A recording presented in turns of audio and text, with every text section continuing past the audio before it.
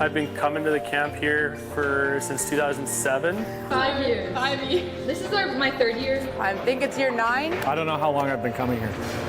It's been that long. Coming here has really made me the person that I am today. I don't really know. It's just like, I just feel like so comfortable coming here. Making memories with my friends is what I look forward to all year, and I just can't wait to get back on the island and meet new people.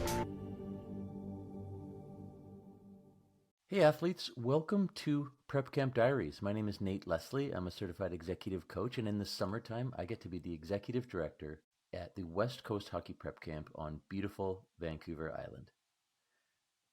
Prep Camp Diaries is a look at the lives of former athletes from our camp doing cool things in the world in sport or life. Have you ever wondered what it would be like as a girl growing up in British Columbia to play only with the boys in the beginning until you're about 9, and then take the courageous to step right out of minor hockey for about 3 years and just train and work on your game and explore your other interests, and then come back and play what was called Major Midget at the time, at BC U18 for the Vancouver Comets in grade 9, followed by 3 years at Delta Academy, and then graduate high school and think, I should move to the other side of the world by myself and play in the Women's Post-Finance Professional League in Switzerland. And then this spring, find yourself in the World Championships. Vanessa Schaefer, you know about all of those things. Welcome to Prep Camp Diaries. Thank you for having me. I'm happy to be here. It's so fun to have you here because you were about 9 years old and we were standing right outside my apartment across the street from the West End rink. Mm-hmm. We were chatting. We'd just been on the ice together. My daughter was tiny. She's 9 now. And I walked in after like a 6 a.m. practice with you, and I said to my wife, if our daughter ever ends up like that girl I was just talking to on the sidewalk, that would be awesome. Oh my gosh. No. That's too nice. True story. You deserve all of it. So let's work backwards. You've just come out of playing in the World Championships for Switzerland. Tell us how the heck you got there. How did I get there? Well, it was all because of Colin Miller. He called me up one evening and he asked me to do just like a skate with him. Mm-hmm. And so I went for the skate, and then a couple weeks later I noticed I was on the PK list for the national team, and I was like, what the heck, this can already happen. And from there, one girl, Lara Stalder, she wasn't playing in a tournament that was happening in Weinfelden in Switzerland, and so then I got invited to play in that tournament, and then the next tournament was in Sweden, and then another tournament was in Czechia, and then from there, throughout the season he was waiting, and then finally I saw on a team group chat that I was on the list for the World Championships, and that was that. Then we were headed to Utica in New York. Wow, unbelievable. Yeah. Athletes, the hockey world is so small. I want to rewind 35 years. I'm 11 years old living in Switzerland when my dad took his first professional coaching job, sitting in the stands wearing jersey number 11 for e.V. Zug, which was Colin Miller. So Colin and my family have been closely connected. My father coached him for about 10 years, and I had a chance to play for him many, many years later in Zug for a short time. So you and I share a coach. We're a few generations apart, but that's how small this game is, right? And that's things just one step at a time in this journey, and you never know where it's going to lead. So Malzi, if you're listening, great to have you in this podcast episode as well, Malzi. So let's back up a step previous for you though. So your dad's from Switzerland, right? Yes. And so explain for the athletes how that worked for you, that you're able to play. You're in Zurich right now. You're able to play in the women's league there, which then you're able to qualify for the national team. Like, how did that come about? And what does someone with maybe Swiss ancestry listening to this episode need to know? Yeah, so as you know, my dad is Swiss, so that means I'm half Swiss, and I have a citizenship with Switzerland. I have dual citizenship, so Canadian and Swiss. Originally, I was going to play for UBC, and then it turned out that they didn't have a spot for my incoming year, my grad year. Oh, okay. And the conversation was happening in and around December. And while that was happening, my dad did hear about through various people, I think even you, I heard, from Mark as well, that it was possible to play in Switzerland for me and for other people. If you have another citizenship in another country, you could also play abroad and get eligibility. Yeah. And that's the thing that my dad and I kind of talked about, explored, and he reached out to they call it the Swiss Ice Hockey Federation, Mm-hmm. and he just sent an email asking more questions about it, seeing who he could get into contact with. And from there, we got into contact with a couple teams. And I remember I was in a tournament with Delta, and I got a phone call from my dad, and he's like, "Hey, I just got off the phone with Zurich, and like they'd love to meet you, they'd love to see you." And so from December, we already had it booked that I was gonna go to Switzerland in March just to check it out and skate for them, and Yeah. see how I like the city. And then from there, it was kind of official that, yeah, I was going to play in Switzerland for a year, while it was kind of like my gap year, you'd call it. And then the following year, I'd go to UBC, and it just kind of worked out that I'd also gain eligibility for the national team. So by playing the year in Zurich right now, you Mhm. are eligible. That made you eligible, right? You had to play a season? Yes, correct. Although it was a little confusing for me because I Mm-hmm. thought I had to play in Switzerland for a full year before I could ever do anything with the national team. But it turns out that it's a full year before you can play in a world championship. However, you can still play in tournaments of the national team. So for me, it was in Switzerland, Sweden, Czechia. I could still play in those Yeah. tournaments and gain Yeah. experience. Okay, so it's World Championship. Okay, great. So as we want to explore in these episodes, listeners, Hmm. is different countries can be slightly different. In episode 2, we talked to Nina, who you know well, about playing for Germany, and it might be slightly different rules there. But what you did was take action, ask questions, sent emails, made phone calls, and just got the process started.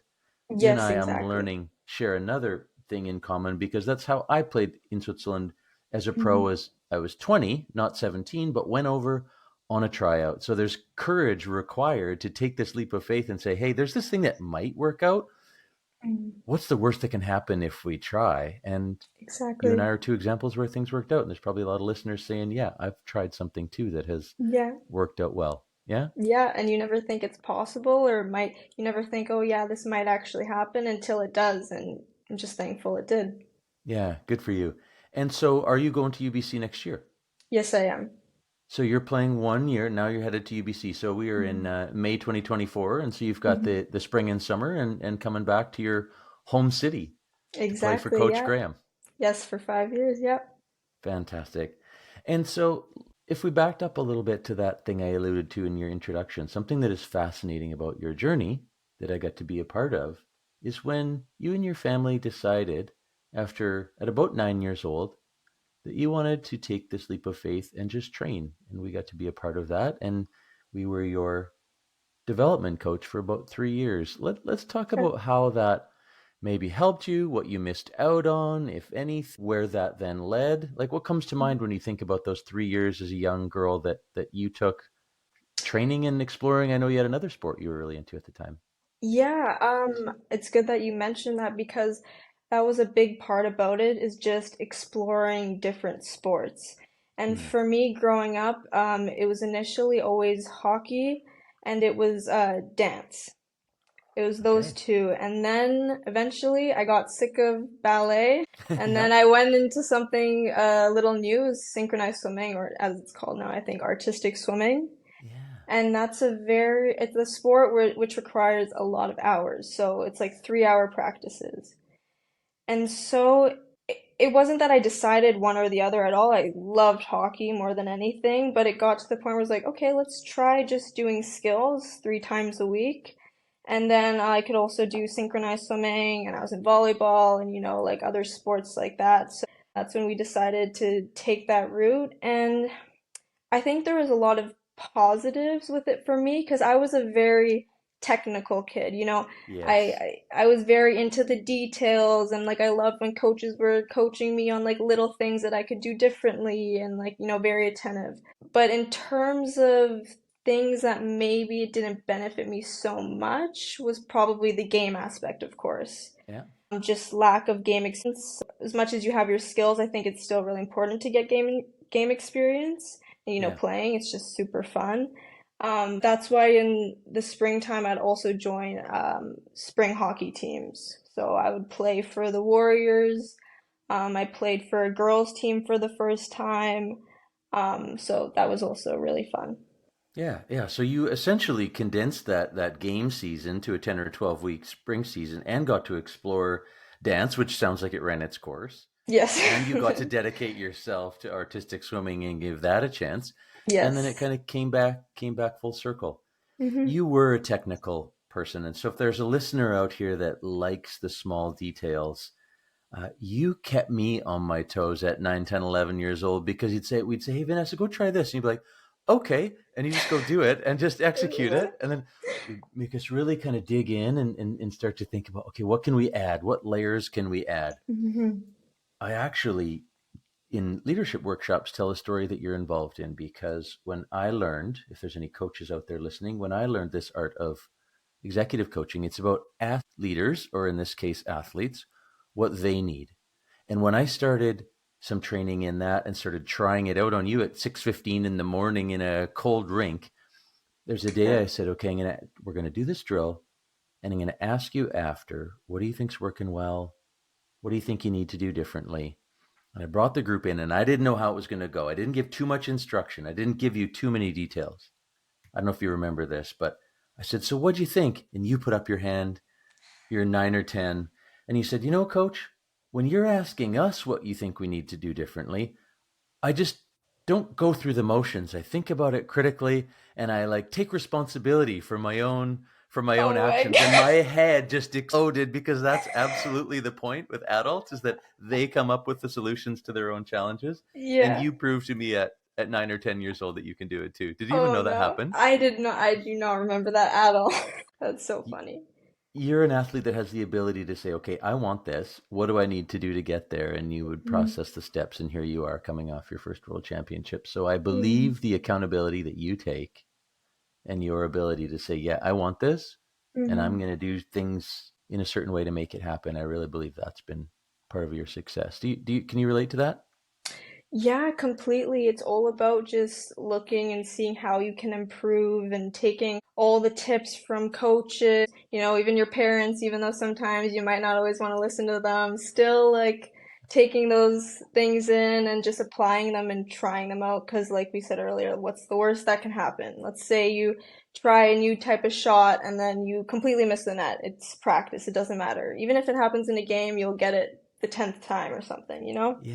Yeah. There's So, a yeah. moment where an athlete, and I'm raising a couple in my household right now who try the new thing once and then maybe say, oh, that doesn't work. I'm not doing it. But it Hmm. might be the 10th time. It might be the 100th time. Being open that a new Hmm. way might even be better and then exploring yourself and working on it, Exactly. right? Yeah, Sounds like common exactly. sense, but that's not always common practice. Mm. Off you go to the Comets. Coach Mark Taylor has made his third episode in a row here. You played Yeah. in grade 9, which was also a bold and courageous move to be that young in that league, and then went on to play Hmm. for him for 3 more years at Delta. Hmm. What did you learn when you think about those days as a underage player and playing for Mark? What did you learn along the way that's helping you today? I learned so much. I mean, it's been 4 years of hockey, and I learned so much from not only Mark, but the girls. And yeah, again, for me, it was just about observing, seeing how things go. When Mark would say how he wants something, trying it out, doing it, listening to the coaches, and ultimately just knowing your place in a role like that. Because as an Hmm. underage player, you don't have as much experience as the other girls. You're coming Mm-hmm. in, weaker. And so it was really about just being happy for whatever ice time I was given, Mm-hmm. whatever spot Mark put me in, I was happy. Mm-hmm. Mm-hmm. You think of a time you arrive in Utica at the World Championships. You had put on the Swiss jersey before. Actually, let me say that in another way. Is there a moment when you put on that Swiss jersey where you just thought, "Holy cow, I'm I'm here. I'm doing this." Can you picture that? Yes, completely. I think one of the first times was in Switzerland in Weinfelden, and I remember I was getting all my gear. I was getting the helmet, the gloves, pant shells, and then I got the jersey with my name on it, and in my mind I was thinking, in my first game, I was thinking, how the heck did this happen? Like really, I was like, it just didn't feel real because it's something that you like always dream about, right? As a kid, watching TV and like seeing, I don't know, your idol on TV, and you're like, wow, like I would really love to be there one day, and then you're finally there, and it's like it's crazy to think that you're in a position like that. Yeah, yeah. So yeah, What are you looking forward to about your time at UBC? everything. I'm looking forward to like meeting the new girls, playing at a different level, university hockey, learning some more, yeah, just gaining more experience again and just like becoming a stronger hockey player as well as getting a good education. Any plans on what you're studying? Yeah, so I'm in a BMM program, not sure if you've heard of it. So you get your bachelor and then plus a master of management. It's Okay. condensed into like 6 months, I believe. On top of the 4 years, you have to take a couple extra courses throughout those 4 years. But I'll be doing psychology for my, I'm planning on doing psychology for my major. Okay, psychology and business, and that Yes. will culminate in a condensed program, Yeah, yeah. So, resulting in a master's. yeah, basically. Yeah. Underachieving again, eh, Vanessa? No, just trying to get things done.